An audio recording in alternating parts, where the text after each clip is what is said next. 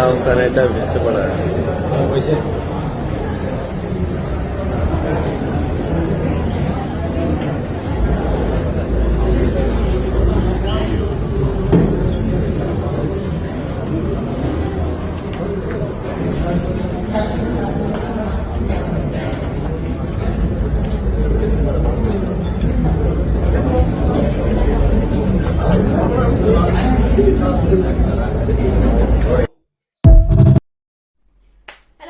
നമസ്കാരം.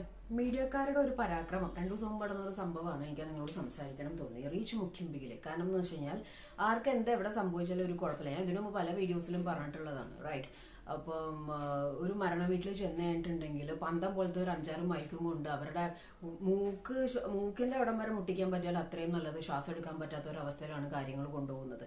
അപ്പം സത്യം പറഞ്ഞു കഴിഞ്ഞാൽ മരണ വീട്ടിലൊക്കെ അവര് വരുന്ന ആ ഒരു ചടങ്ങും കാര്യങ്ങളെല്ലാം വീഡിയോ എടുക്കുന്നതിൽ പ്രശ്നമില്ല. പക്ഷെ ദൈവത്തെ ഓർത്ത് നിങ്ങൾ ഈ ബീജം ഇടലൊന്നും നിർത്തുക. അവരുടെ കുടുംബക്കാര് കാണുമ്പോൾ ഒരു മാനസികാവസ്ഥ.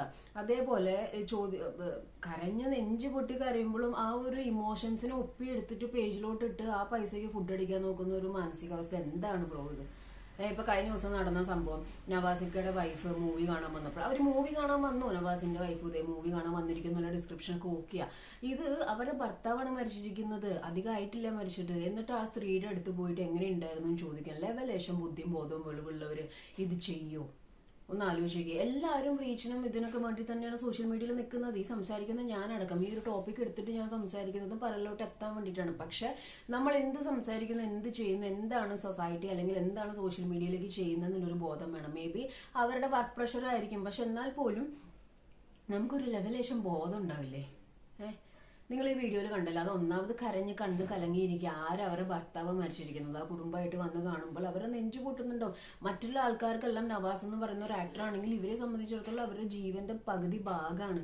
അപ്പൊ അവിടെ പോയിട്ട് എങ്ങനെ ഉണ്ടായിരുന്നു സിനിമ എന്ന് ചോദിക്കാൻ ഏതവനാണ് ആ ഒരു ബുദ്ധി ഉദിച്ചതെന്ന് എനിക്ക് മനസ്സിലാവുന്നില്ല. ഇവർ ഇതിന്റെ കമന്റ് ബോക്സ് ഓഫ് ചെയ്തിട്ടേക്കാം.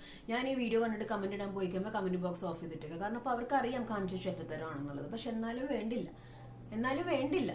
സംഭവം അവിടെ കിടന്നാൽ മതി.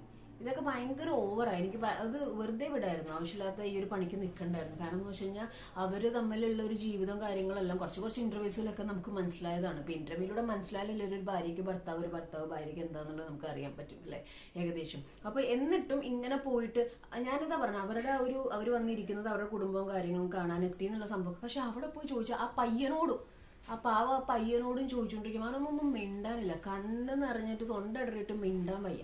അതിന്റെ ഇടയിലാണ് ഈ പന്തം കൊണ്ടുപോയിട്ട് അമ്മമാരുടെയൊക്കെ ഈ ചോദ്യം.